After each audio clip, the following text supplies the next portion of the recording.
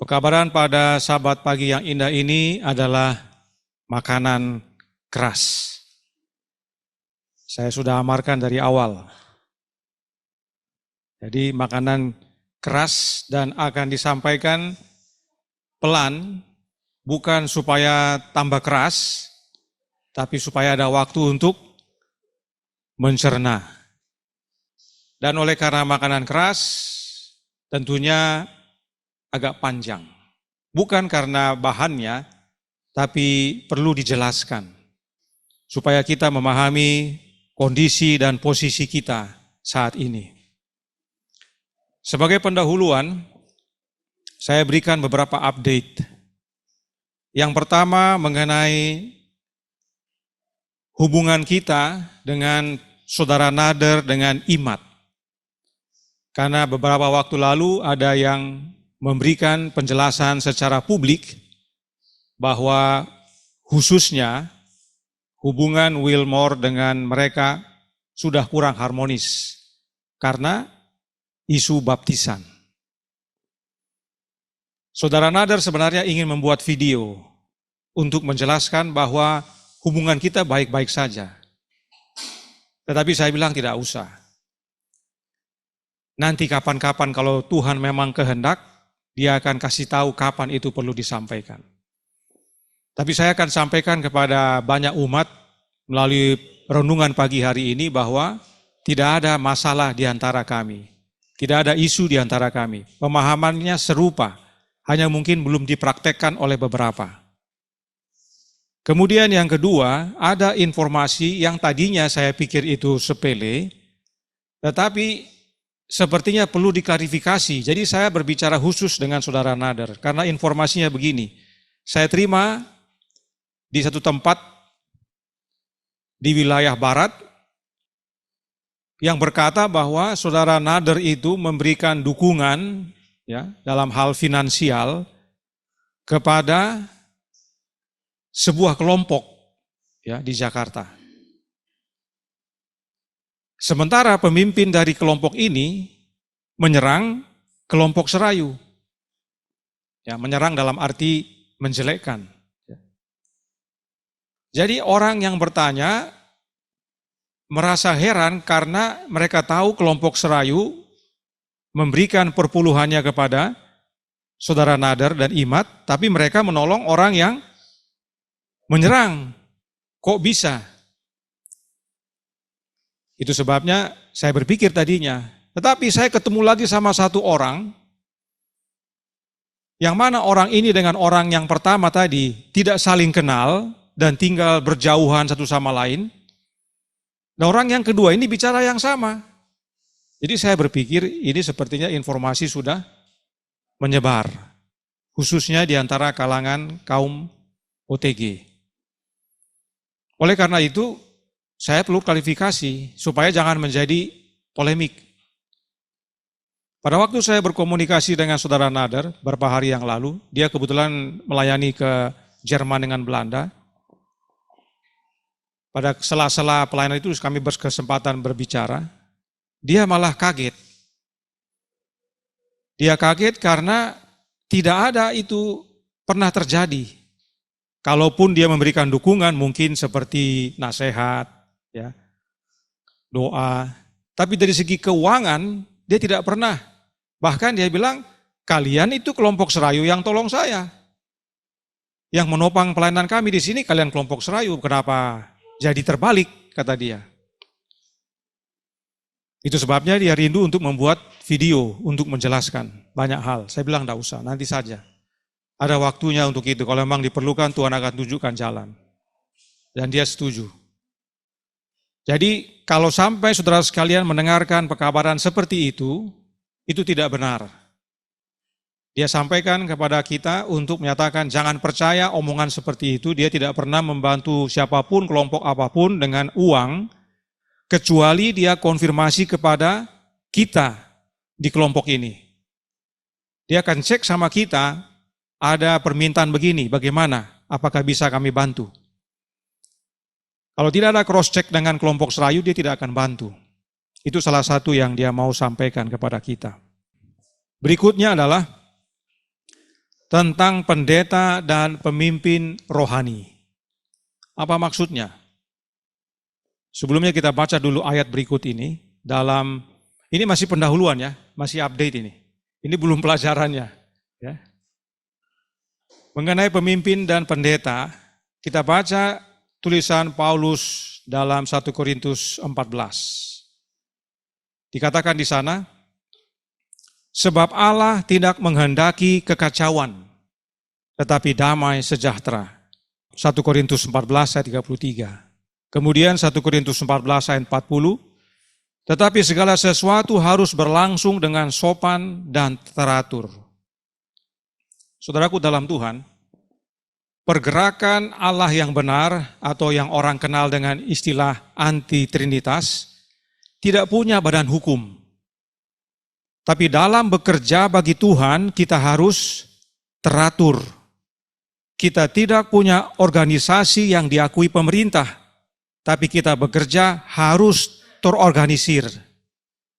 Di dalam pergerakan ini tidak ada yang disebut pendeta secara resmi. Yang dipanggil pendeta, hal itu karena pernah jadi pendeta, atau istilah yang disebut oleh para umat untuk menghormati pemimpinnya. Tetapi sebenarnya tidak ada yang disebut pendeta. Yang ada adalah pemimpin rohani. Sayangnya, orang lebih hormat kepada pendeta daripada pemimpin rohani. Lebih teratur jika pendeta yang memimpin dibandingkan jika seorang pemimpin rohani. Karena pendeta biasanya adalah dalam organisasi resmi, ada peraturan. Sementara pemimpin rohani hanya dalam kelompok yang tidak punya badan hukum. Apa akibatnya? Anggota dalam kelompok tanpa badan hukum ini bertindak seperti bangsa Israel. Mereka berani melawan pemimpin yang telah diasingkan Allah. Cara melawannya macam-macam. Masing-masing tahu apa itu. Mereka tidak takut karena pergerakan ini bukan organisasi resmi. Tapi kalau organisasi resmi, mereka takut sama pendetanya. Jadi, meskipun mengakui anti-trinitas, tapi banyak dari kita mentalnya masih trinitas. Oleh karenanya perlu nostalgia, permulaan pergerakan. Kelompok Serayu terbentuk bukan karena jangkauan kelompok lain. Kita tahu di Indonesia ini banyak kelompok independent ministry. Kita terbentuk bukan karena mereka. Atau pribadi-pribadi dari kelompok itu yang mungkin menjangkau kita. Tapi ada teman yang di Amerika yang Tuhan gunakan untuk jangkau kita. Dan kita juga belum pernah dengar adanya pergerakan anti-trinitas di Indonesia. Ada pernah dengar? Belum pernah dengar ya? Khususnya kita. Saya sudah sekian lama di gereja Advent, saya belum pernah dengar di Indonesia ada kelompok yang dikenal sebagai kelompok anti-trinitas. Yang kami dengar adalah kelompok yang fasih nubuatan. Kelompok yang hidup di desa. Kelompok yang fasih akan informasi kesehatan, hidup sehat, dan sebagainya. Dan setelah kami belajar dan berkumpul, tidak ada terbersit dalam kelompok ini untuk menjadi juru kabar kepada banyak orang. Ada? Tidak ada pada waktu kita berkumpul. Fokus kita adalah untuk menjangkau sahabat dan keluarga, agar mereka juga mengenal akan Allah yang benar. Tetapi salah seorang anggota kelompok bermimpi. Namanya Nas Murib. Dia asli orang Papua, dari suku Dani. Dia tidak bersekolah, tapi dia rajin untuk belajar firman Tuhan dan bahkan menghafal. Dia pernah ikut acara Bible Camp kita yang pertama tahun 2018 Dan karena terlihat berfoto bersama kita, dia akhirnya boleh dibilang diusir dari jemaatnya. Tidak diterima lagi. Tadinya dia kostor, tapi disuruh keluar dari rumah pastori. Akhirnya dia bergabung dan berbakti bersama kita di Serayu. Dia mimpi 2 kali. Mimpi yang pertama, dia melihat saudara Wilmore Tambunan membuat api. Dia tanya, untuk apa? Untuk bakar. Ya. Dan api yang dia buat ini katanya, api yang dibuat oleh saudara Wilmore ini makin besar, makin besar. Dia juga ikut bantu supaya apinya makin besar. Yang kedua, mimpinya adalah dia melihat sebuah bahtera. Dan di atasnya, saudara Wilmore berdiri, berbicara, ya, dan banyak orang datang. Dia ikut naik ke atas untuk membantu juga. Itu mimpinya. Dan itu dia sampaikan kepada saudara Ben. Saya tahu dari saudara Ben, jadi saya tidak dengar langsung dari dia. Satu lagi, dari seorang anggota Davidian. Dia bermimpi, dia buka pintu, dia lihat sebuah halaman. Di halaman itu ada tempat duduk, dan duduk di situ 2 orang yang dia tidak kenal, kemudian ada saya di tengahnya. Sesudah itu, pada waktu dia mendekat kepada kami, saya tanya kepada dia, saudara, di mana bajumu? Dia kaget, oh iya, saya tidak pakai baju. Dia kembali, begitu dia keluar, dia lihat saya sudah tidak ada. Orang 2 itu juga tidak ada. Lalu dia melihat ke sebelah kanan, ada bangunan lagi dibangun. Dan dia lihat saudara Wilmore ada di atas, membangun rumah. Dia bilang dalam dirinya, setahu saya Pak Wilmore ini bukan tukang. Tapi kenapa dia membangun rumah di atas itu? Itulah mimpinya. Kalau ini dia ceritakan langsung kepada saya. Ya, saudara-saudara kenal siapa dia. Dan sampai hari ini saya menghimbau kepada dia, jangan hanya habis di mimpi. Mari bergabung, ya, tinggalkan Davidian. Tapi dia belum mau, ya, masih bergumul dia. Itu sebabnya sejak peristiwa itu, muncullah media kita yang kita kenal dengan Yohanes 173. Gara-gara ketiga mimpi itu, saya sampaikan kepada saudara Ben, kita harus kabarkan kepada banyak orang, tidak cukup hanya di Timika. Mari kita buat channel YouTube. Mari kita buat kelompok. Terjadilah apa yang terjadi sekarang. Kita punya media untuk mengabarkan, kita punya program penginjilan dari tahun ke tahun. Ini semua bukan untuk menarik perhatian saudara sekalian atau yang di media Zoom kepada kami atau kepada kelompok Serayu. Bukan. Tapi untuk ingatkan bahwa meski sudah ada yang tahu tentang anti-trinitas di Indonesia, meski sudah ada kelompok yang sudah percaya bahwa Allah yang benar adalah Bapa, tapi mereka tidak kabarkan pekabaran anti-trinitas. Mereka meski tahu yang mereka kabarkan yang lain. Maka Allah menggunakan cara lain agar pengenalan akan Allah yang benar dikumandangkan kepada banyak orang di Indonesia. Inilah sebabnya Allah panggil kami dan panggil kelompok Serayu. Inilah pekerjaan yang harus kita selesaikan.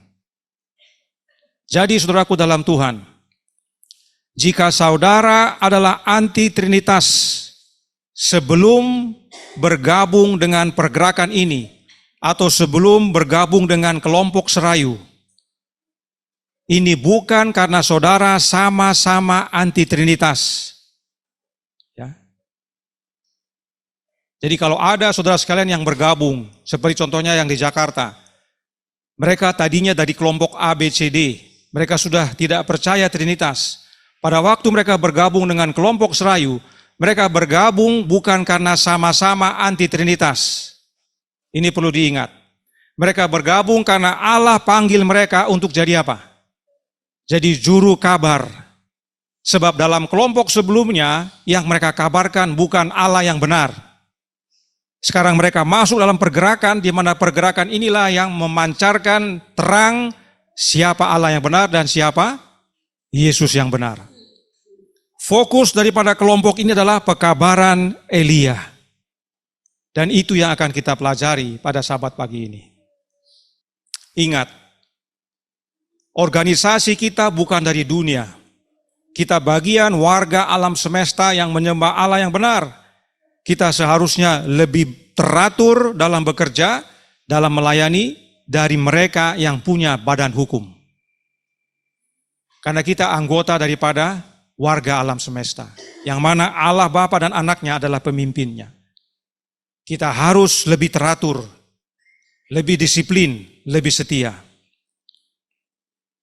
Nah, sejak pertengahan tahun lalu sampai pertengahan tahun ini, sedikitnya sudah 7 Bible Camp yang kita ikuti. Tahun lalu kita bertemu di Jakarta, kemudian Doloduo, Jayapura, Timika, dan akhirnya ditutup dengan Medan. Tahun ini kita sudah mulai dengan berkumpul di Ajibata, Parapat, dan Doloduo, Polang Mongondo. Ya. Bagi semua yang hadir di Bible Camp, pernahkah kita renungkan mengapa kita ingin hadir atau hadir dalam pertemuan-pertemuan itu? Apapun jawab saudara, tidak perlu disampaikan. Kita perlu bertanya, apakah alasan yang saya miliki benar atau salah? Lalu, alasan apa yang benar untuk kita hadir di Bible Camp? Atau bahkan berkumpul atau bergabung dengan kelompok ini. Dan sebagaimana kita ikuti pekabaran Sabat pagi ini, bukan hanya pengertian yang menjadi bagian kita, tapi kebenaran ini menjadi hidup kita. Saudaraku dalam Tuhan, ada pekerjaan yang harus kita kerjakan. Pekerjaan tersebut bukan kita yang mulai dan bukan milik kita. Karenanya kita perlu belajar dari yang sudah mengerjakan dan yang mengandalkan serta bergantung kepada pemilik pekerjaan itu. Mari kita buka Alkitab kita. Yohanes 17 ayat 4. Aku telah mempermuliakan engkau di bumi dengan jalan menyelesaikan pekerjaan yang engkau berikan kepadaku untuk melakukannya. Ini suatu prinsip yang penting sekali kita pahami. Dalam menyelesaikan pekerjaan yang Allah Bapa berikan kepada anaknya, Yesus dalam menyelesaikannya sama dengan mempermuliakan Bapanya. Demikian juga kita saat menerima pekerjaan tersebut dan menyelesaikannya, maka kita mempermuliakan Bapa. Sebaliknya, jika kita tidak menyelesaikan, maka kita tidak memuliakan Bapa. Kita tidak menghormati Bapa yang memberikan pekerjaan itu. Karenanya renungkan, mengapa kita hadir dalam acara-acara Bible Camp? Mengapa kita ada dalam kelompok ini? Ingat perjalanan bangsa Israel. Bukanlah rencana Allah untuk mereka mengembara 40 tahun di padang belantara.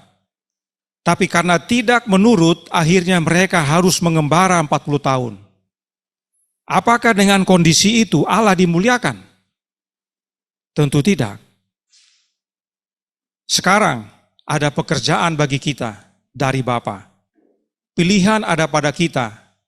Mau berputar-putar mengembara atau memuliakan Bapa dengan menyelesaikan pekerjaan yang Dia berikan kepada kita. Dan saya percaya kita semua rindu turut dalam menyelesaikan pekerjaan yang Bapa berikan. Betul? Karena kita rindu untuk memuliakan Dia.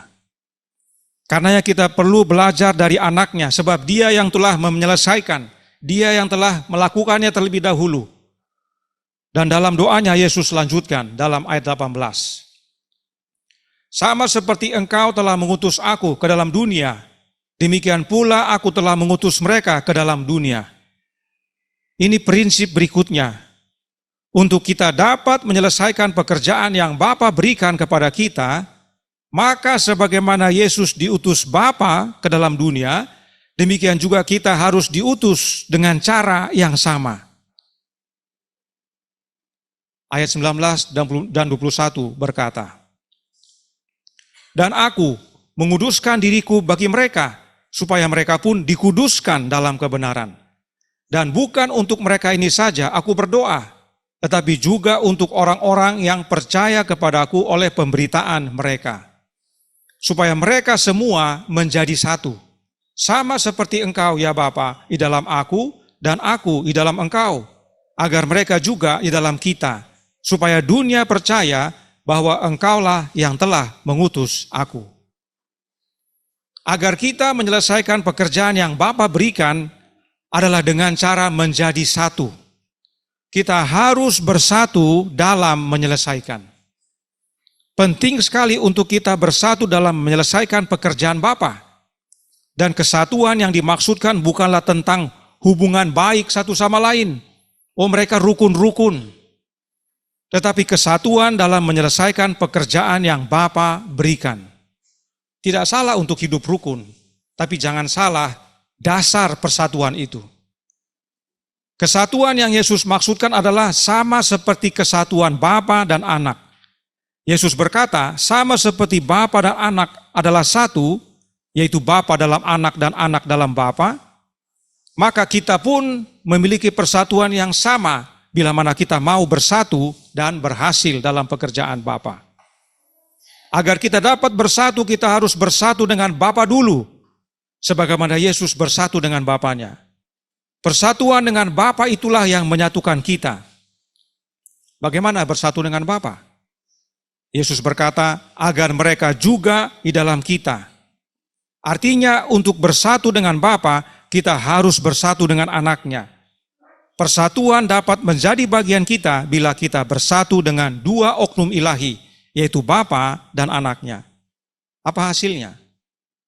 Kalimat bagian akhir ayat 21 berkata, supaya dunia percaya bahwa Bapalah yang mengutus Anaknya. Saudaraku dalam Tuhan, bila kita bersatu dalam Bapa dan Anak, maka itulah bukti bahwa Bapa utus Anaknya. Karena persatuan kita dengan Bapa hanya melalui satu jalan. Jadi, prinsip dasar persatuan adalah bersatu dengan Bapa dan Anaknya. Kembali, apa alasan kita hadir dalam Bible Camp? Apa dasar kita hadir dalam kelompok ini? Sekarang, apa yang dimaksudkan Yesus dengan bersatu dengan Bapanya? Yohanes 8 ayat 29 berkata, dan Ia yang telah mengutus aku, yaitu Bapa, Ia, yaitu Bapa, menyertai aku. Ia tidak membiarkan aku sendiri, sebab aku senantiasa berbuat apa yang berkenan kepadanya. Bapa menyertai Anaknya dan tidak membiarkan Anaknya sendiri. Kenapa? Sebab Anak Allah selalu, selamanya, tidak pernah putus. Ya, itulah arti kata senantiasa. Selalu, selamanya, tidak pernah putus untuk melakukan apa yang berkenan kepada Bapanya. Inilah kesatuan yang Yesus maksudkan, yaitu dengan mengerjakan pekerjaan yang berkenan kepada Bapa. Apakah ada persatuan antara Bapa dan Anaknya bila sang anak berbuat apa yang dia mau? Tentu tidak. Demikian juga dengan kita. Persatuan kita karena kita melakukan apa yang berkenan kepada Bapa, hingga akhirnya kita dapat menyelesaikannya dan mempermuliakan Bapa. Ini prinsip penting dalam pergerakan Allah yang benar ini. Kita tidak bisa bersatu dan menyelesaikan pekerjaan Bapa bila kita melakukan apa yang tidak berkenan kepada Bapa. Apalagi jika kita, baik pribadi maupun kelompok, berbuat semau kita. Ingat, Yesuslah yang sudah menyelesaikan pekerjaan yang Bapa berikan kepadanya. Karenanya Yesuslah teladan kita. Yesus senantiasa berbuat apa yang berkenan kepada Bapanya. Sekarang, apakah sudah ada yang menuruti teladan Yesus? Sudah. 1 Yohanes 3 ayat 22 berkata, Dan apa saja yang kita minta, kita memperolehnya daripadanya. Karena kita menuruti segala perintahnya dan berbuat apa yang berkenan kepadanya. Siapa yang bicara ini? Yohanes yang kekasih. Yohanes yang kekasih sudah menghidupkan teladan Yesus. Sebab tidak hanya Yesus sudah doakan para muridnya, tidak hanya Yohanes saksikan teladan hidup Yesus selama 3,5 tahun, tetapi Yohanes juga memiliki Kristus dalam hidupnya. Itu sebabnya Yohanes menuruti segala perintah Bapa dan berbuat apa yang berkenan kepada Bapa. Sebab dia bersekutu dengan Bapa dan anaknya. 1 Yohanes 1 ayat 3. Apa yang telah kami lihat dan yang telah kami dengar itu, kami beritakan kepada kamu juga, supaya kamu pun beroleh persekutuan dengan kami. Dan persekutuan kami adalah persekutuan dengan Bapa dan dengan anaknya, Yesus Kristus. Yohanes mengerjakan pekerjaan yang berkenan kepada Bapa karena dia bersatu dengan Bapa dan anaknya. Itulah rahasia persatuan, rahasia untuk mengerjakan yang berkenan kepada Bapa. Karenanya, untuk kita dapat bersatu dan menyelesaikan pekerjaan yang Bapa berikan, yaitu pekerjaan yang berkenan kepadanya, kita harus bersatu dengan Bapa dan anaknya. Dan untuk bersatu dengan Bapa, kita harus bersatu dengan Yesus. Artinya, hanya ada satu cara yang benar untuk bersatu, yaitu bersatu dengan Kristus. Roh Nubuat berkata dalam The Desire of Ages, halaman 296 paragraf 2. Kristus adalah pusat yang agung, dan mereka akan melakukan pendekatan satu sama lain secara proporsional ketika mereka mendekati pusat tersebut. Ini nasihat yang mendalam bagi kita semua. Yesus di tengah, kita semua terpisah. Ada yang di Timika, di Manado, di Jayapura, di Jakarta, di Medan, di Kalimantan, di Bali, di mana semua ada. Di Solo, di Jawa. Begitu kita mendekat kepada Yesus, dengan sendirinya kita menjadi apa? Dekat satu sama lain. Kita bersatu pada saat kita menuju kepada pusat itu. Tetapi sayangnya standar persatuan kita bukan Yesus, tapi praktek manusia, tradisi manusia, ajaran manusia. Bahkan tidak jarang doktrin kita jadikan alat pemersatu. Kalau sama-sama percaya doktrin Trinitas, kita rasa kita sudah satu. Padahal pemersatu bukan doktrin, tapi Yesus. Ingat renungan tutup sabat lalu. Jika kita semua mendekat kepada Yesus yang adalah pusat yang agung, maka dengan sendirinya kita semakin dekat satu sama lain.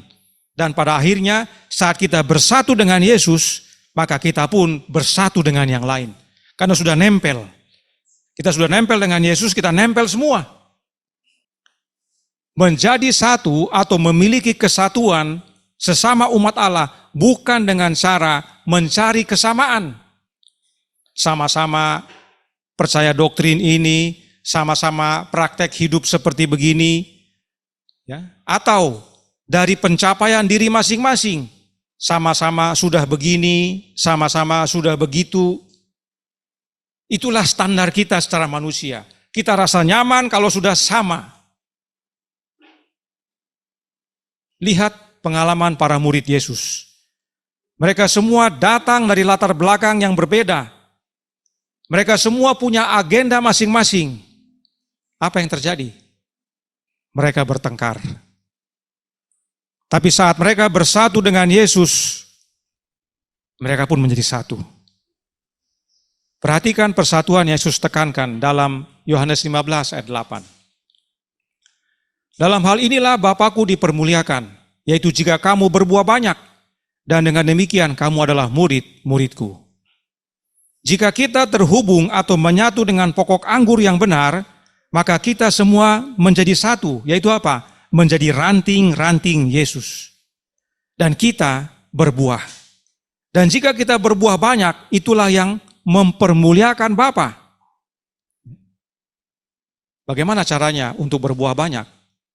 Yesus jawab dalam ayat 4, tinggallah di dalam aku dan aku di dalam kamu. Sama seperti ranting tidak dapat berbuah dari dirinya sendiri kalau ia tidak tinggal pada pokok anggur. Demikian juga kamu tidak berbuah jikalau kamu tidak tinggal di dalam aku. Saudaraku dalam Tuhan, ayat ini sering kita dengar, sudah sering kita pelajari. Tapi tanpa kita sadari, kita sering berupaya untuk berbuah dari diri kita sendiri. Karena kita sering merasa apa yang sudah kita lakukan, yang berdasarkan firman Tuhan dan roh nubuat, kita anggap sebagai buah. Saya sudah begini, saya sudah begitu, keluarga saya begini, keluarga saya begitu, kelompok saya begini, kelompok saya begitu, kita rasa itu buah. Jangan lupa, itu mentalitas Trinitas. Adakah buah-buah itu pekerjaan kita? Oh tidak. Buah-buah itu adalah pekerjaan Yesus dalam hidup kita. Itu sebabnya kita harus tinggal dalam Dia. Paulus berkata dalam Filipi 1 ayat 11, penuh dengan buah kebenaran yang dikerjakan oleh Yesus Kristus untuk memuliakan dan memuji Allah. Ingat tadi dikatakan, bila mana kita berbuah banyak, itu apa? Mempermuliakan Bapa. Apalagi tadi dikatakan Yesus mempermuliakan Bapa? Menyelesaikan pekerjaannya. Karenanya, kalau kita lihat, Yohanes 17 ayat 4, Yesus bilang apa? Dalam menyelesaikan pekerjaan yang Bapa berikan, dia mempermuliakan Bapa. Dalam pasal 15 dia bilang apa? Bapa dipermuliakan bila mana kita berbuah. Karenanya, apakah menjadi sama menyelesaikan pekerjaan dengan berbuah banyak? Sama. Untuk memahaminya, kita akan belajar teladan seseorang dalam Alkitab. Untuk memahami, mengerjakan pekerjaan yang Allah berikan, yang Allah berkenan, dan kita berbuah, kita perlu belajar dari seseorang. Karena yang mengerjakan semua ini bukan kita. Kita ini nanti belakangan munculnya. Para pendahulu kita sudah ada, dan bahkan Yesus teladannya. Mari kita ke perjanjian lama. Maleakhi 4 ayat 5. Di sana dikatakan, sesungguhnya aku akan mengutus Nabi Elia kepadamu menjelang datangnya hari Tuhan yang besar dan dahsyat itu. Apakah Nabi Elia datang di zaman kita? Tidak ya. Yang Tuhan maksudkan bukanlah orangnya, tapi pekabarannya. Pekabaran Elia lah yang akan dikumandangkan kepada kita dan kepada dunia menjelang datangnya hari Tuhan yang besar dan dahsyat itu, yaitu kedatangan Kristus yang kedua kali. Karena ingat tadi di pendahuluan, sebelum kelompok ini terjadi, saya belum pernah dengar ada disebutkan pergerakan anti-trinitas di negara ini. Belum pernah. Apa artinya? Artinya pekabaran Elia belum dikumandangkan.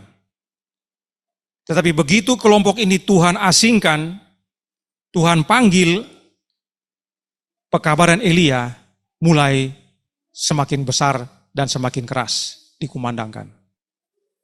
Supaya kita lihat, kenapa saudara hadir dalam Bible Camp, kenapa saudara hadir dalam kelompok ini. Satu prinsip yang penting bagi kita adalah, apa yang Elia kabarkan bukan sekedar pelajaran, tapi harus menjadi kesaksian hidup dalam kehidupannya dan kehidupan kita. Sebab kita semua giat untuk kabarkan. Namun, apakah pekabaran itu menjadi bagian hidup kita? Dan saya katakan kita, itu bukan berarti tidak saya. Saya termasuk di dalamnya. Pekabaran ini untuk kita semua. Hal ini bukan hanya bagi juru kabar, atau utusan, atau pemimpin dalam kelompok, tapi semua termasuk anggota. Semua yang mau bergabung dalam pergerakan ini, nasihat ini untuk kita.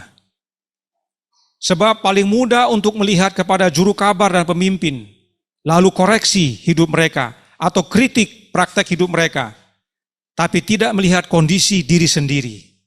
Sering kita merasa bahwa apa yang diajarkan hanyalah untuk para guru dan bukan untuk anggota kelompok. Kalau memang Saudara Wilmore bicara begitu, itu buat dia. Standar itu buat dia, karena dia yang ajar. Saya yang dengar ini tidak perlu ikut standar itu. Tanpa kita sadari, itulah kehidupan kita di kelompok. Pekabaran Elia adalah untuk semua. Kita semua. Ya. Mari kita lihat pengalaman Elia. Pertama, tidak banyak catatan atau cerita tentang Elia dalam Alkitab. Oleh karenanya kita perlu pelajari agar kita dapat pendalaman yang mengubahkan hidup kita. Kedua, meski tidak banyak cerita tentang Elia, tapi dia salah satu yang diangkat ke sorga tanpa merasakan kematian. Ya, coba baca Alkitab, cerita mengenai Elia sedikit. Tapi dia yang diangkat naik ke sorga. Karenanya kita perlu belajar dari pengalaman hidupnya. Bukan hanya apa yang dia kabarkan. Inilah pentingnya kita pelajari pekabaran dan kehidupan Elia. Sebab di penghujung zaman akhir ini, Allah sedang menyiapkan umat-umatnya yang akan diangkat ke surga tanpa mengalami kematian. Karenanya, kehidupan dan pengalaman Elia adalah lambang bagi kita di zaman ini. Kita tidak hanya kabarkan kehendak Allah, tapi hidupkan. Mari kita mulai. Makanan keras. Tadi sudah keras mungkin, tapi ini lebih keras lagi. 1 Raja-Raja 16 ayat 30 sampai 32. Ahab bin Omri melakukan apa yang jahat di mata Tuhan, lebih daripada semua orang yang mendahuluinya. Seakan-akan belum cukup ia hidup dalam dosa-dosa Yerobeam bin Nebat. Maka ia mengambil pula Isabel, anak Etbaal, raja orang Sidon, menjadi istrinya. Sehingga ia pergi beribadah kepada Baal dan sujud menyembah kepadanya. Kemudian ia membuat mezbah untuk Baal itu di kuil Baal yang didirikannya di Samaria. Kenapa kita perlu baca ayat ini? Karena ayat ini adalah cikal bakal atau penyebab Elia muncul. Ya. Tadinya Elia tidak terdengar, tapi begitu peristiwanya terjadi, Elia muncul. Sebab Ahab memimpin bangsa Israel bukan menyembah Allah yang benar, tapi menyembah siapa? Baal. Menyembah ilah lain. Ya, berhala. Elia muncul. Kita baca pasal 17 ayat 1. Lalu berkatalah Elia orang Tisbe dari Tisbe Gilead kepada Ahab, demi Tuhan yang hidup, Allah Israel yang kulayani, sesungguhnya tidak akan ada embun atau hujan pada tahun-tahun ini, kecuali kalau kukatakan. Jadi Elia muncul pada saat umat Allah menyembah Baal, menyembah berhala. Demikian juga pada zaman akhir ini ada umat-umat yang Allah panggil untuk bekerja bagi dia, sebab umat-umatnya sedang menyembah apa? Berhala. Allah mengutus Elia kepada umat-umatnya menjelang hari Tuhan, menjelang kedatangan Kristus yang kedua kali. Bukan secara orang, tapi melalui pekabaran yang dibawakan oleh umat-umat yang Allah telah panggil. Contohnya kelompok ini. Ini penting sekali kita pahami, sebab para pendeta di gereja Advent dan umat-umat dalam gereja menyatakan bahwa kelompok serayu ini adalah kelompok pemecah. Dengan mengabarkan pekabaran Allah yang benar, kita dianggap sebagai pemecah umat. Padahal kita menerima panggilan yang sama yang Elia terima. Yaitu apa? Untuk mengabarkan tentang Allah yang benar. Sebab umat sedang menyembah berhala yang disebut Trinitas. Bagi yang baru belajar, simpan-simpan dulu. Sebagai info, ini saya dapat dari seseorang di dalam. Coba lihat apa yang akan terjadi dalam waktu dekat. Akan ada suatu pertemuan tanggal 28 sampai 31 Juli yang bertempat di Yogyakarta dengan judul Chosen for Mission. Setiap hari mereka belajar dan 2 hari mereka belajar tentang Trinitas dan Duinitas, ya. Mereka tulis dalam bahasa Inggris Trinity and Tunity. Nah, ini dia. Ada sesi 1, sesi 5. Yang membahas adalah Clinton Wahlen, wakil direktur dari Biblical Research Institute dari GC. Bisa lihat, gereja Advent masih tergoncang dengan pekabaran Elia yang kita sudah mulai bawakan 7 tahun lalu. Siapa yang hadir di sini? Yang hadir di sini adalah para pendeta, para officers, tidak ada anggota. Jadi mereka lebih pusing membekali para pendeta yang belum tentu mengerti dengan baik dan benar. Ya, kenapa saya bilang begitu? Karena terbukti beberapa pendeta kalau kita ajak diskusi tidak ngerti juga. Dan mereka harap para pendeta ini akan mengajarkan umat-umat nantinya apa yang mereka dapat di sini. Masih ingat permainan PA? Ada orang baris, ya, lalu dia di depan dibisikkan satu kata atau satu kalimat, nanti sampai di belakang sama atau beda? So beda dia. Ya. Inilah yang mereka lakukan. Apa salahnya mereka ini semua datang ke setiap anggota atau ke setiap jemaat dan ajar, supaya jemaat saat itu bisa bertanya. Jangan nanti pendetanya ditanya dia so bingung, aduh kita lupa tanya dulu ini pada waktu seminar. Ya. Kalau memang gereja Advent peduli kepada anggotanya, langsung ajar kepada jemaat, turun ke jemaat-jemaat semuanya di setiap kota. Ya. Jangan hanya panggil para pendeta yang belum tentu juga bisa menyampaikan dengan benar. Bisa lihat saudaraku dalam Tuhan, betapa pentingnya kita bersatu bekerja mengabarkan pekabaran Elia. Kita perlu goncang gereja. Tapi bila kita belum bersatu, yang terjadi hanya getar-getar saja. Kita harus bersatu untuk goncang. Para pembicara ini datang dari luar negeri, ada beberapa mereka. Mereka akan bahas juga tentang sahabat lunar, LGBT, country living, dan sebagainya. Karena mereka melihat ini sebagai isu dalam jemaat, oleh karena itu mereka bahas secara khusus kepada para pendetanya.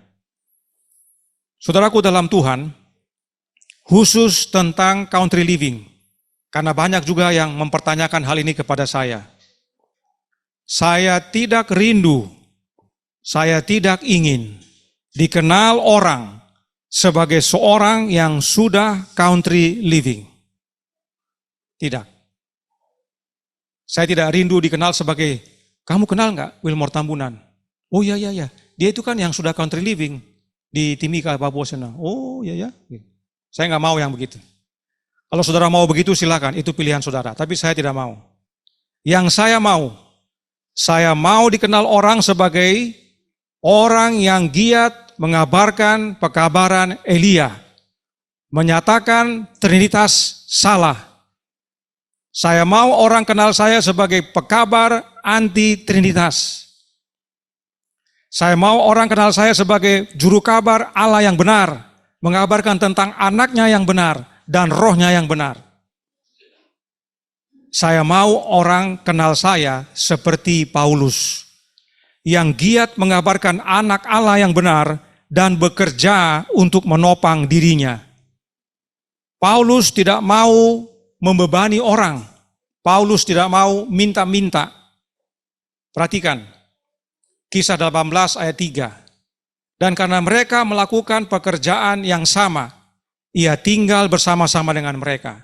Mereka bekerja bersama-sama karena mereka sama-sama tukang kemah. Pasal 20 ayat 34 dan 35. Kamu sendiri tahu bahwa dengan tanganku sendiri aku telah bekerja untuk memenuhi keperluanku dan keperluan kawan-kawan seperjalananku. Dalam segala sesuatu telah kuberikan contoh kepada kamu bahwa dengan bekerja demikian kita harus membantu orang-orang yang lemah dan harus mengingat perkataan Tuhan Yesus. Sebab ia sendiri telah mengatakan adalah lebih berbahagia memberi daripada menerima. Paulus bekerja, sebelum saya lanjutkan, ya, banyak orang merasa karena saya tidak mau disebut seorang yang sudah country living, mereka kira saya menentang country living. Oh, saudara Tambunan itu tidak setuju country living. Kalau saya tidak mengumandangkan tentang country living, tidak banyak mempropagandakan country living, bukan berarti saya tidak country living. atau bukan tidak setuju. Ya. Tapi itu bukan fokus. Kita dipanggil. Sudah ada kelompok-kelompok yang lain yang mengabarkan tentang country living, makanya ada isu jadinya dalam jemaat. Tapi itu bukan yang dipanggil untuk mengabarkan Allah yang benar. Kelompok ini yang dipanggil untuk mengabarkan Allah yang benar. Kelompok ini yang dipanggil untuk mengabarkan pekabaran Elia. Kita harus dikenal sebagai juru kabar Allah yang benar. Baru sesudah itu yang lainnya akan mengikut. Ya. Jadi perlu diingat itu. Saya setuju country living. Kalau mau bicara tentang apa yang saya lakukan bisa, tapi kita bukan bicara tentang saya di sini. Kita harus hindari saya dalam setiap khotbah. Ya. Khotbah itu bukan saya begini, saya begitu, saya sudah ini, saya sudah bukan.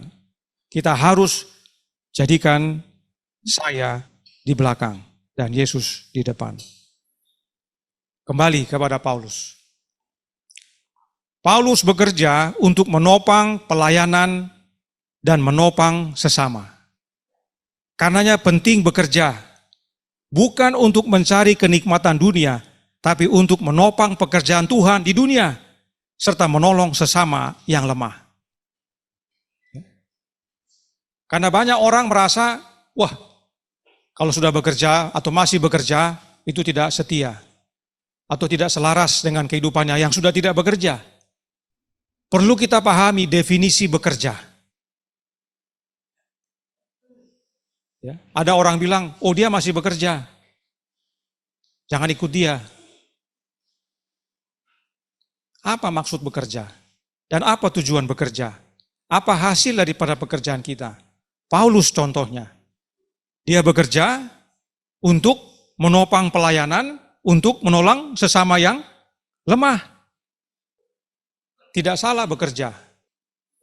Karenanya yang utama bagi kita adalah dikenal sebagai orang yang giat bekerja, giat mengabarkan kebenaran tentang Allah Bapa dan anaknya, serta hidup sebagaimana anak Allah hidup. Demikianlah kita harus dikenal. Kembali kepada Elia. Perhatikan, Elia menyatakan tentang embun dan hujan tadi. Tidak akan ada embun atau hujan kecuali saya bilang. Ada masa di mana tidak ada embun dan hujan. Dan akan ada masa di mana ada embun dan hujan. Hujan apa yang kita perlukan? Roh hujan akhir. Dan sebagaimana jemaat mula-mula yang bersatu dan berdoa untuk menerima roh hujan awal, demikian juga dengan kita. Kita harus bersatu, berdoa. Itu sebabnya ada doa, program doa subuh. Itu bagian daripada menolong kita bersatu dan berdoa. Selagi ada waktu dan kesempatan, mari kita berkumpul dan berdoa. Nah, kita semua tahu bahwa begitu Elia tinggalkan Ahab, maka hujan tidak turun. Terjadi kekeringan di Israel.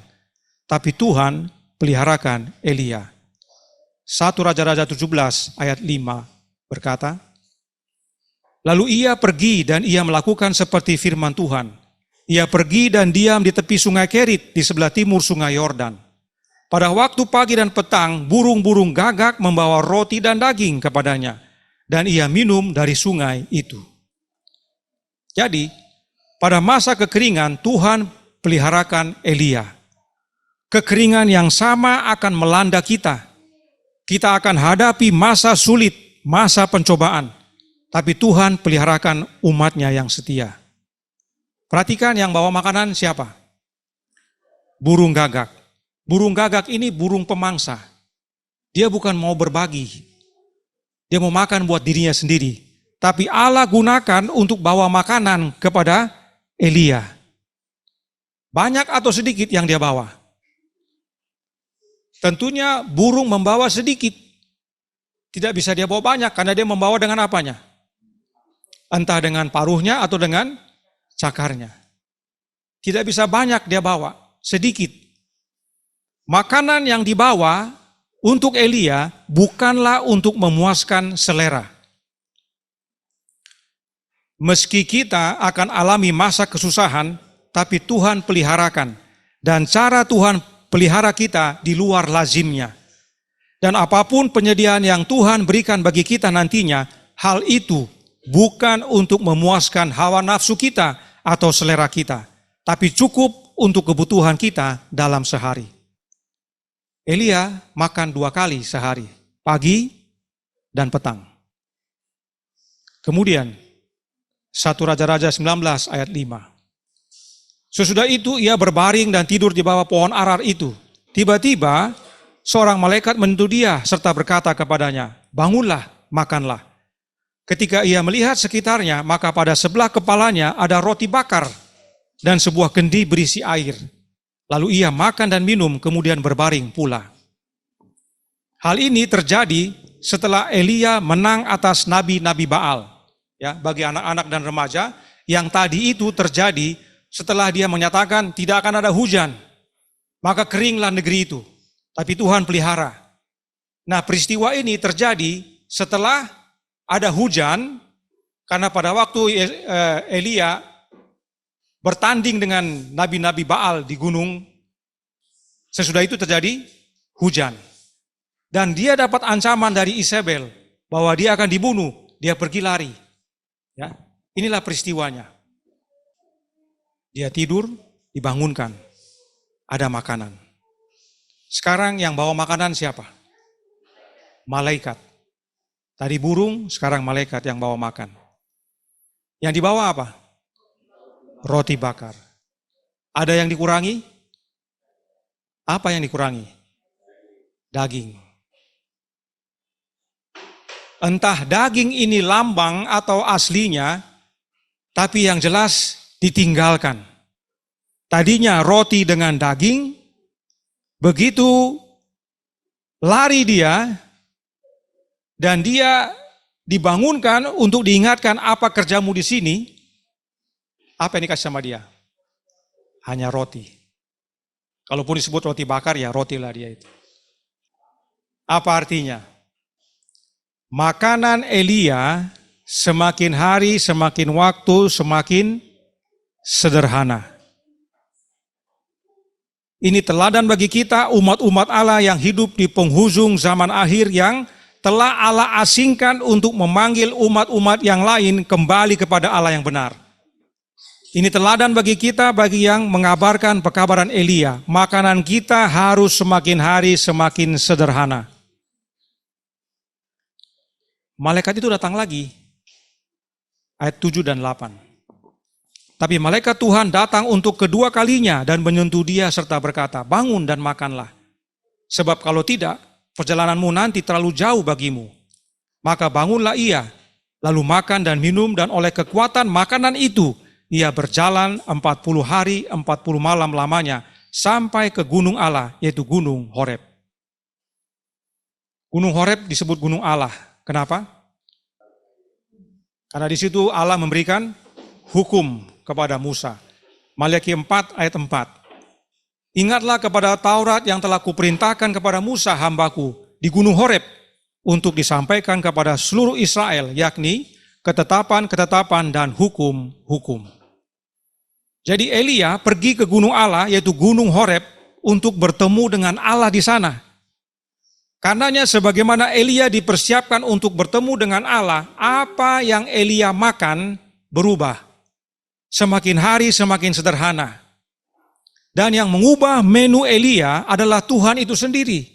Sebab Allah yang pelihara Elia dan beri makan Elia.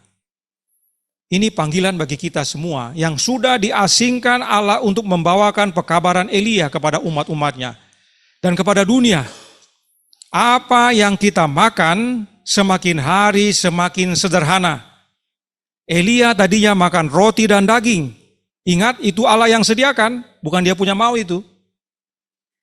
Tapi sebagaimana dia semakin hari semakin dekat untuk bertemu Allah di gunung Horeb, daging tidak disediakan lagi. Hanya roti. Kembali, entah daging itu adalah lambang atau yang sebenarnya, nasihat bagi kita adalah tinggalkan daging dan makanan yang kompleks. Kenapa saya samakan daging dengan makanan kompleks? Atau istilah kerennya, ultra processed food. Karena kalau kita mau makan daging, taruhlah daging ayam dulu. Ya, meskipun bagi banyak orang ayam itu bukan daging. Kalau dibilang daging katanya apa? Sapi. Ya. Padahal ayam juga daging. Bagaimana proses untuk bisa makan daging ayam? Pertama harus apa dia? Harus disembelih dulu. Lalu dicelup di air panas supaya bulu-bulunya dicabut. Ya, dibersihkan. Lalu dibersihkan dari yang di dalam-dalam. Dicuci lagi. Banyak langkah yang harus diproses untuk akhirnya kita makan daging ayam. Kompleks. Ingat, Elia inilah yang diangkat ke sorga tanpa alami kematian. Hal yang sama menjadi bagian kita yang akan bertemu dengan Allah. Apa yang kita makan harus berubah. Semakin sederhana dan tidak banyak proses. Coba perhatikan yang Roh Nubuat katakan berikut ini. Saya sudah sampaikan di kelompok. Dalam Counsels on Diet and Food halaman 328 paragraf 2. Dan dari terang yang diberikan kepada saya, gula jika digunakan dalam jumlah besar lebih berbahaya daripada daging. Apakah umumnya orang mengkonsumsi gula dalam jumlah besar? Banyak yang tidak merasa. Bagi mereka gula itu adalah gula pasir yang putih itu. Oh, saya nggak makan itu, banyak. Padahal banyak unsur gula dalam makanan kita. Saya harus kasih gambarnya supaya kita mengerti. Ini gula semua. Ada roti, ada sereal, goreng-gorengan, pisang goreng, bakwan, ya, tahu isi, semua itu, nasi, kerupuk. Ya, lalu kentang goreng, keripik, es krim, minuman bersoda, minuman kotak, apalagi pizza, indomie, kue tart, burger, masih banyak. Ini semua gula. Ada gula yang manis, ada gula yang gurih. Contohnya kerupuk, gorengan, itu gurih, tapi itu gula. Dalam tubuh semua jadi gula. Setiap hari ini yang kita makan, minimum 1 atau 2 atau 3, pagi, siang, sore. Roh Nubuat katakan, lebih bahaya ini dari apa? Daging. Belajar untuk lihat ini. Kalau kita beli makanan, di bagian belakang itu, ada namanya fakta-fakta nutrisi. Orang hanya sering lihat total gula. Di situ dikatakan kurang dari 1 gram. Untuk 1 kali saji. Tapi mereka tidak lihat total karbohidrat. Di situ berapa gram? 23 gram. Mereka hanya lihat gulanya. Oh, gulanya kecil, kurang 1 gram. Berarti aman. Padahal karbohidrat itu sama dengan apa? Gula. 23 gram. Jadi mereka makan gula hari-hari. Orang nongkrong makan gula. Jadi saudaraku dalam Tuhan, setiap hari kita banyak makan gula. Padahal, Nyonya White katakan itu lebih berbahaya daripada daging. Ini bukan berarti boleh makan daging juga, bukan. Ya. Jangan nanti bilang, oh saudara Tambunan mengajarkan boleh makan daging karena makan gula lebih bahaya daripada daging. Nah, ini orang-orang kan suka berbuat begitu ya, bukan. Yang saya mau kabarkan pada pagi hari ini adalah lebih baik tinggalkan gula lebih dulu, maka akan lebih mudah tinggalkan daging. Kenapa? Ini rahasianya. Kalau kita suka makan gula dalam bentuk apapun ini, pada pagi hari kita akan mengalami yang namanya lonjakan gula darah. Dia naik cepat, dan dalam waktu 2 jam dia turun cepat. Turunnya bukan begini, turunnya cepat. Dan karena turunnya cepat, insulin yang diproduksi oleh pankreas yang berfungsi untuk menarik gula masuk dalam sel-sel, kaget, wah sudah habis. Padahal dia masih mau kerja. Muncullah rasa lapar. Dan itulah sebabnya orang ingin apa? Ngemil. Makanya ada istilah coffee break, ya, jajanan, beli gorengan. Belum lapar sebenarnya, tapi karena gula darah kita turun tiba-tiba, insulin yang masih bekerja ini, dia membuat kita rasa lapar. Akhirnya kita makan. Makannya bukan yang kecil-kecil, ada yang makan donat, ada yang makan macam-macam. Yang mana merupakan gula lagi. Dan pada waktu gula itu muncul, kita makan lagi, terjadi lonjakan lagi, turun lagi, makanya siang dia lapar lagi. Dia rasa itu normal. Tidak lama kemudian apa? Dia jadi poco-poco. Ya. Jangan bilang gemuk, poco-poco. Ya. Ya. Itulah yang disebut dengan sugar craving atau ketagihan gula. Jadi kalau kita biasa banyak makan gula setiap hari, pada waktu dia drop, kita ingin gula lagi. Kita cari, mungkin es krim, mungkin coklat, mungkin permen, apa saja. Terus begitu turun, kita cari lagi. Sampai pada akhirnya kita makan segala hal karena kita tidak bisa kendalikan gula darah kita. Itu sebabnya saya bilang lebih bagus tinggalkan gula dulu, baru daging. Kalau kita tidak tinggalkan gula, kita akan terus ingin ngemil, ingin makan, akhirnya semua kita makan termasuk daging. Tidak ada guna tinggalkan daging, tapi kalau masih makan gula, tidak ada guna. Sumber penyakit dari gula. Itu sebabnya dalam dunia sekarang ini ada istilahnya sugar poisoning atau keracunan gula. Inilah pentingnya kita memahami pekabaran Elia. Tidak hanya untuk panggil umat-umat kembali kepada Allah yang benar, tapi teladan hidup Elia jadi bagian kita. Sebagaimana kita mendekati masa bertemu dengan Tuhan, kita mau sambut Yesus datang kedua kali, makanan kita harus tinggalkan gula, tinggalkan makanan yang kompleks prosesnya, tinggalkan ultra processed food, tinggalkan daging, kita harus hidup makan sederhana. Yang hanya rebus sebentar, yang hanya tumis sebentar, makan. Yang menyiapkannya tidak perlu waktu berjam-jam. Makanya saya bilang ini pelajaran keras dari awal. Saya sudah kasih ingat. Supaya siap semua. Ini bukan hanya buat pria, wanita ini juga kena, ya, ibu-ibu, oma-oma, opung-opung yang hobi masak. Ya. Kalau kita sayang kepada anak-anak kita, sayang kepada cucu-cucu kita, teladan Elia bagi kita. Tinggalkan daging, tinggalkan gula, makan sederhana. Supaya kita jadi orang-orang yang sehat dan teristimewa, siap jadi juru kabar bagi Allah. Jadi pengalaman Elia meski hanya tercatat sedikit, tapi punya aplikasi mendalam bagi kita. Ayat 8.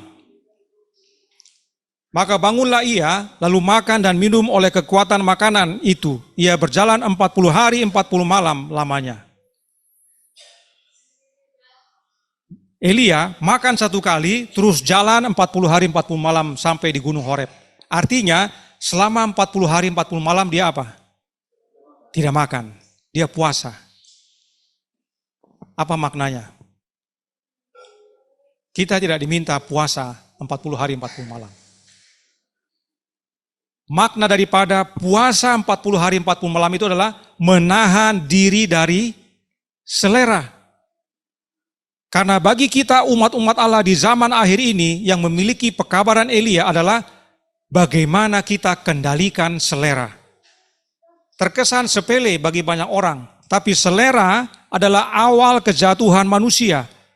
Hawa digoda dengan selera dan dia kalah. Jika kita mau menang dan menyelesaikan pekerjaan Tuhan, mengabarkan pekabaran Elia, maka kita harus kalahkan selera. Umat-umat Allah yang menang adalah mereka yang mengalahkan selera. Ingat Daniel, ingat Yesus. Godaan pertama Daniel dan teman-temannya apa? Makanan.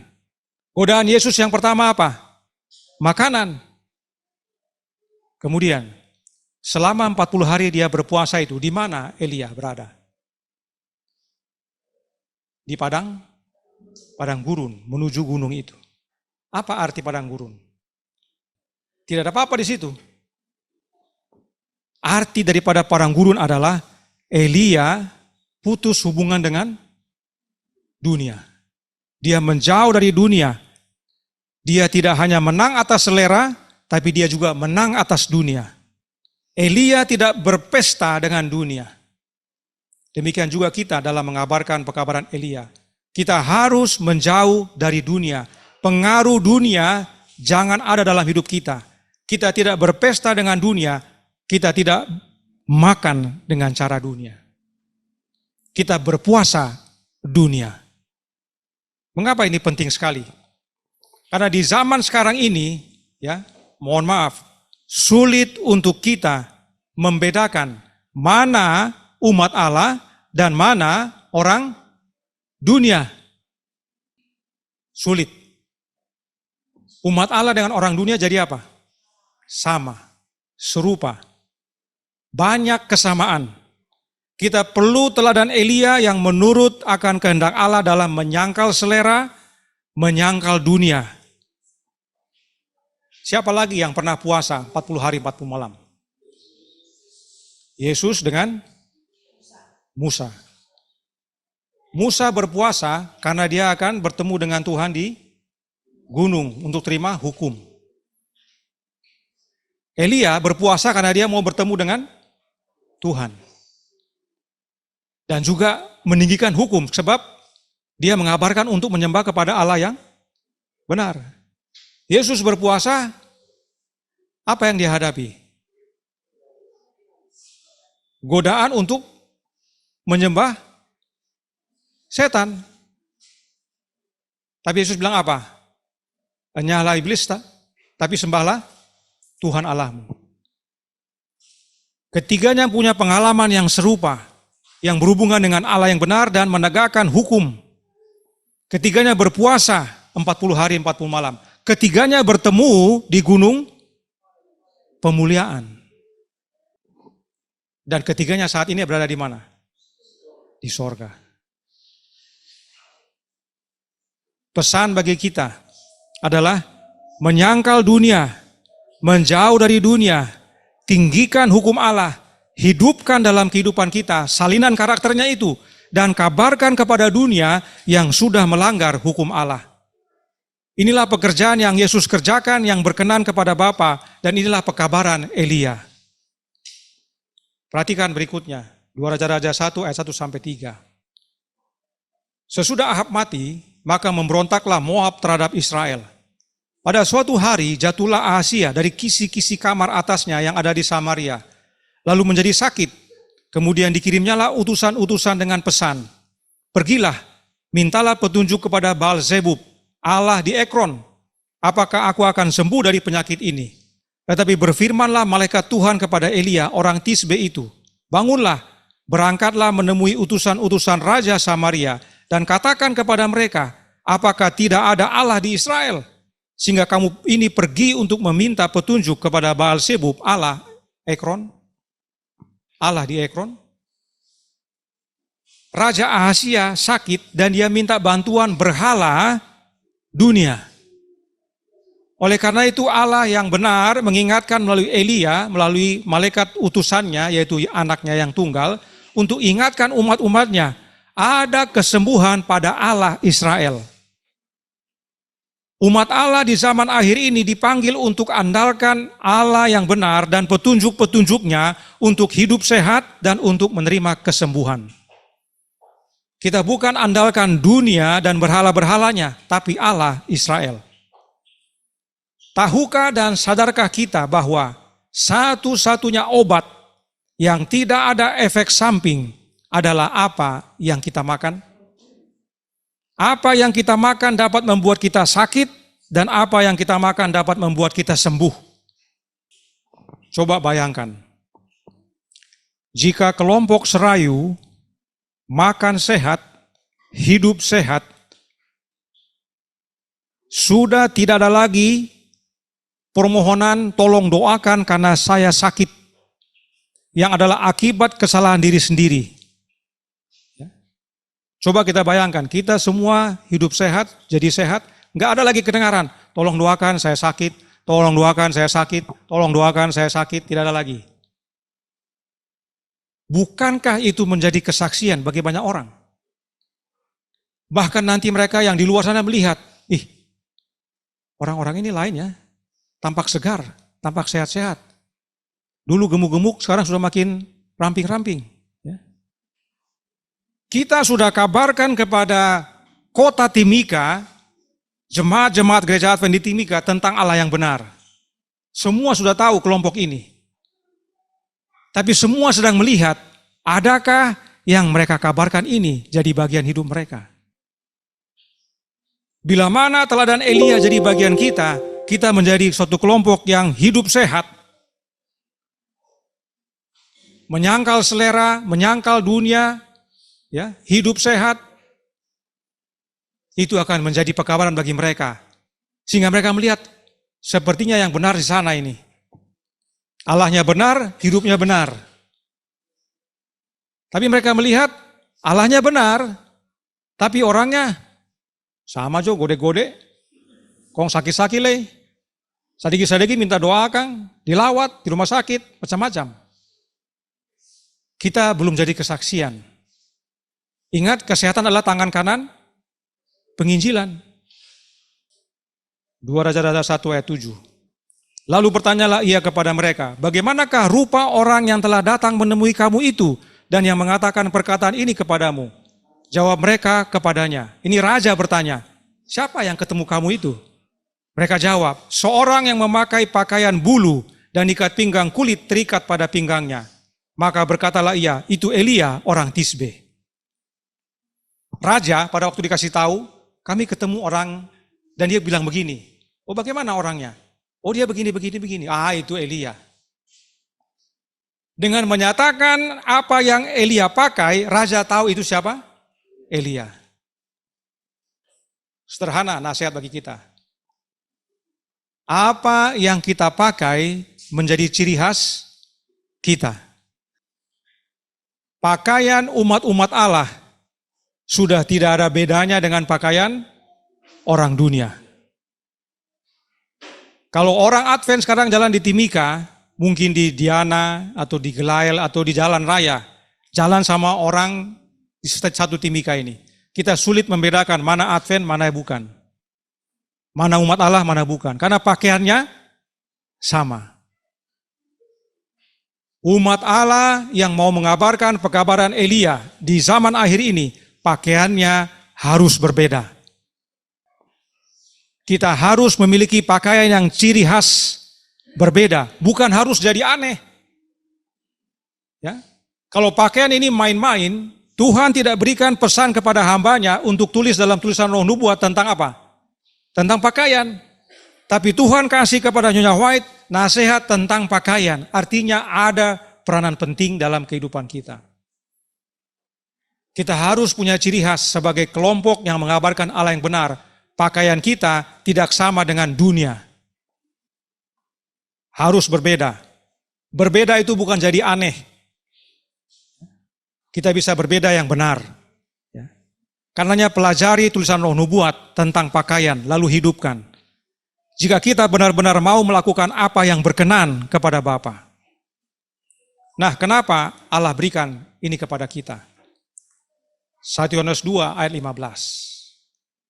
Janganlah kamu mengasihi dunia dan apa yang ada dalamnya. Jikalau orang mengasihi dunia, maka kasih akan Bapa tidak ada dalam orang itu. Bisa perhatikan tadi, sedikit sekali kita bahas tentang pekabaran Elia. Kita banyak menggali tentang kehidupan Elia.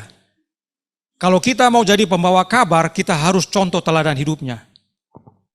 Dan apakah ada yang hidup seperti Elia? Matius 17 ayat 11. Jawab Yesus, memang Elia akan datang dan memulihkan segala sesuatu. Dan aku berkata kepadamu, Elia sudah datang, tetapi orang tidak mengenal dia dan memperlakukannya menurut kehendak mereka. Demikian juga anak manusia akan menderita oleh mereka.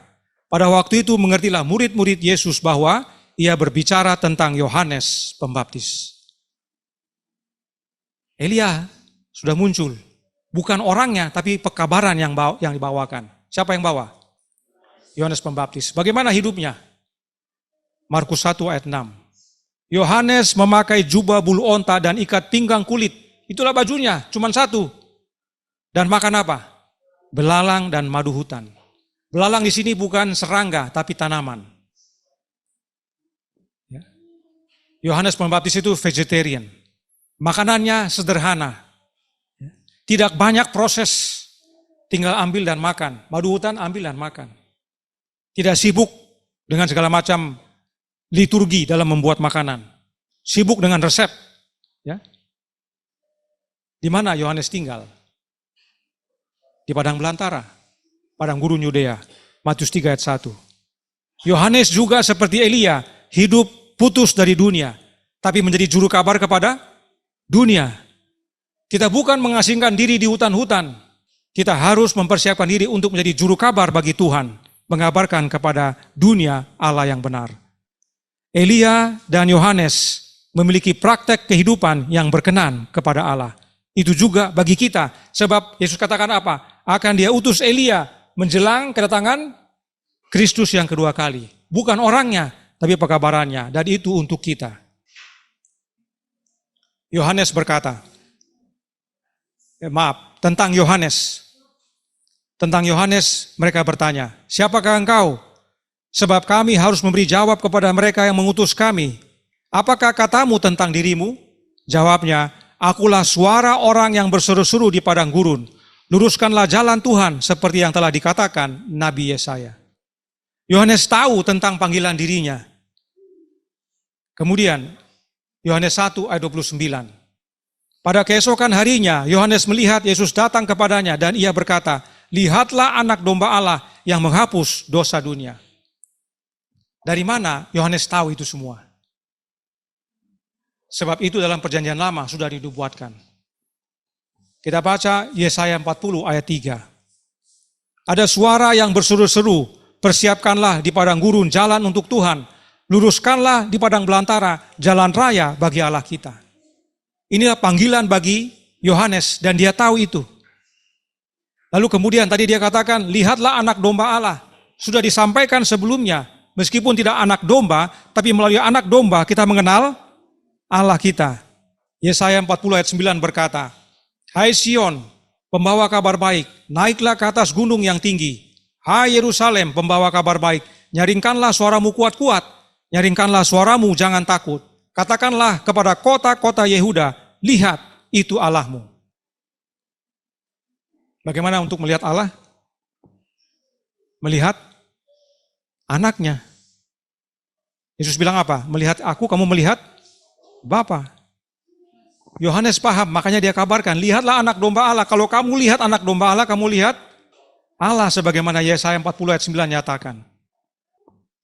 Penting bagi kita untuk ingat bahwa kita tidak hanya kabarkan tentang Allah yang benar kepada dunia, tapi melalui pelajaran kehidupan Elia dan Yohanes, kita harus hidupkan pekabaran itu, sehingga dunia dapat melihat kebenaran Allah yang benar mengubahkan hidup kita.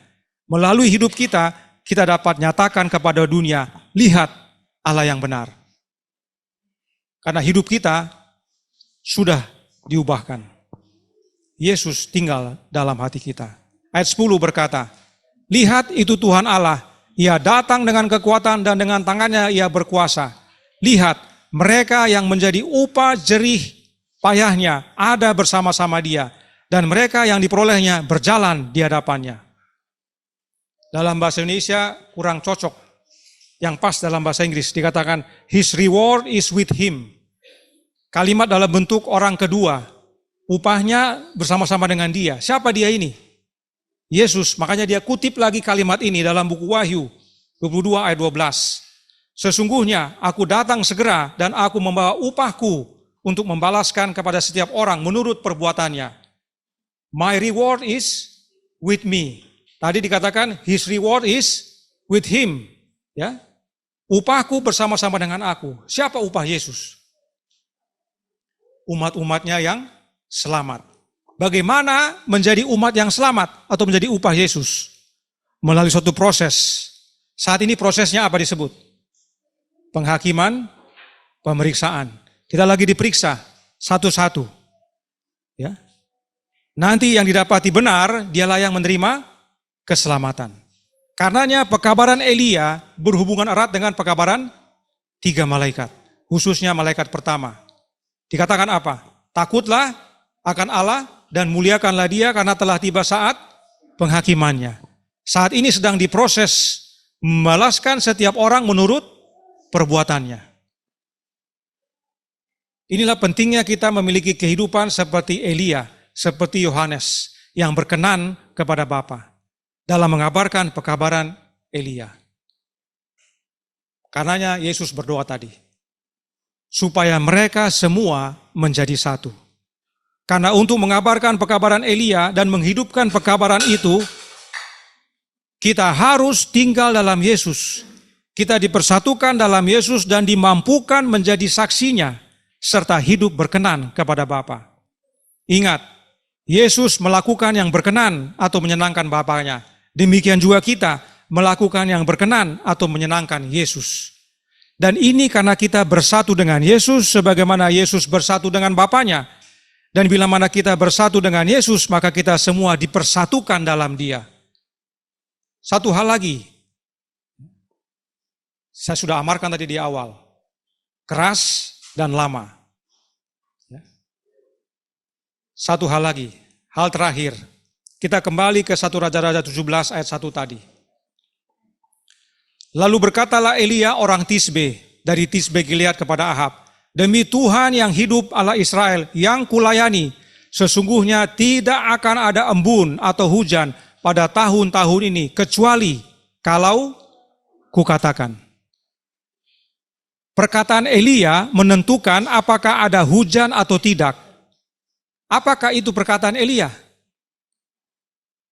Apakah Elia punya kuasa seperti itu? Tentu tidak. Itu adalah perkataan Tuhan Allah yang dinyatakan melalui Elia. Demikian juga dengan Yesus. Meskipun Yesus berkata, aku berkata kepadamu. Tapi apa yang Yesus katakan bukan dari dirinya. Dia sendiri akui, Yohanes 12 ayat 49. Sebab aku berkata-kata bukan dari diriku sendiri, tapi Bapa yang mengutus aku, Dialah yang memerintahkan aku untuk mengatakan apa yang harus aku katakan dan aku sampaikan. Elia berkata-kata bukan dari dirinya, tidak mungkin dia punya kuasa seperti itu, tapi Bapa berbicara melalui dia. Demikian juga dengan Yesus, dia berbicara bukan dari dirinya, Bapa berbicara melalui dia. Karenanya teladan Elia, teladan Yesus bagi kita. Kita bicara bukan dari diri kita, tapi dari Yesus yang tinggal dalam kita. Siapapun kita, mau anak-anak dengar baik-baik. Orang remaja, orang muda, orang dewasa, bahkan sampai oma, opa, opung doli, opung boru, sama semua. Kita harus belajar untuk bicara bukan dari diri kita. Sering opa-oma, opung-opung dikecualikan. Karena mereka sudah tua katanya. Bahkan sudah seperti anak kecil. Biar mereka bicara apa yang mereka suka. Ya, sering begitu. Oh itu kan opa-oma orang tua. Dia mau bicara apa biar sudah. So tua, kasihan. Kalau kita umat Allah yang mau mengabarkan pekabaran Elia, tidak bisa begitu lagi, ya. Sini banyak oma dengan opung. Di dalam media Zoom juga, oma opung banyak. Tidak ada istilah begitu. Oh anak-anak karena masih kecil, oh kasihan biasa dia bicara begitu. Tidak ada. Kita harus berubah seperti Elia dan Yesus, bukan dari diri kita. Jangan bicara dari diri. Biarlah Yesus berkuasa dalam hati kita. Dari hari kita semuanya. Dan berbicara ini bukan hanya verbal, tapi tulisan seperti di WA, di Facebook, di mana-mana. Kadang-kadang kita pikir kalau bicara saja, tapi kalau di WA, di Facebook, waduh, macam-macam. Ya, Instagram dan lain-lainnya. Kita sering mengekspresikan perasaan hati kita di media sosial. Itu juga tidak bisa lagi. Kalau kita memang dipanggil menjadi juru kabar bagi Tuhan. Media sosial bukan tempat kita berargumentasi. Karena seringkali orang berargumentasi itu tidak ada gunanya. Orang yang mengikuti juga dia bingung. Nanti satu A bicara begini, satu B bicara begini, satu C bicara begini. Ini hubungannya mana? Yang belajar jadi bingung. Kalau mau belajar di sini, ikuti dari awal sampai akhir. Grup-grup WA yang berdebat atau berdiskusi itu tidak ada guna sebenarnya. Grup WA itu hanya untuk koordinasi, saling informasi. Kalau di grup-grup itu untuk diskusi, bicara sana sini, tidak ada guna. Tidak menolong, tidak menguatkan. Yang bicara bukan Tuhan lagi tapi diri sendiri. Bisa lihat? Coba perhatikan grup-grup WA. Begitu umumnya. Penutup. Maliaki 4 ayat 5. Ayat yang sudah kita baca. Sesungguhnya aku akan mengutus Nabi Elia. Secara orang? Tidak. Kita ini akan dipanggil untuk jadi Elia modern. Kepadamu, kepada dunia, menjelang datangnya hari Tuhan yang besar dan dahsyat itu. Sebagaimana Bapa utus anaknya, demikianlah Yesus mengutus kita jadi Elia di zaman ini. Menjelangnya datang hari Tuhan, menjelang datangnya Yesus yang kedua kali. Karenanya kita perlu hidup sebagaimana Elia hidup. Sebab kerinduan Bapa adalah untuk kita selesaikan pekerjaannya. Agar Bapa dipermuliakan. Karenanya panggilan, bukan hanya kepada kelompok Serayu, tapi juga kepada kelompok Jabodetabek, Bandung dan Bali. Kelompok yang di Sumatera, semoga hadir pagi hari ini. Kelompok yang di Sulut, di Manado, juga semoga hadir. Ya. Dan kelompok lainnya, atau pribadi-pribadi yang mau bergabung dalam pergerakan ini.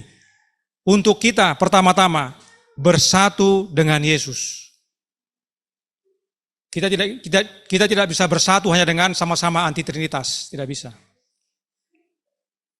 Kita harus pertama-tama bersatu dengan Yesus. Doktrin tidak menyatukan. Kesatuan roh yang kita perlukan, dan itu dalam Yesus. Kemudian, kita menghidupkan kehidupan yang berkenan kepada Bapa, yaitu berbuah banyak.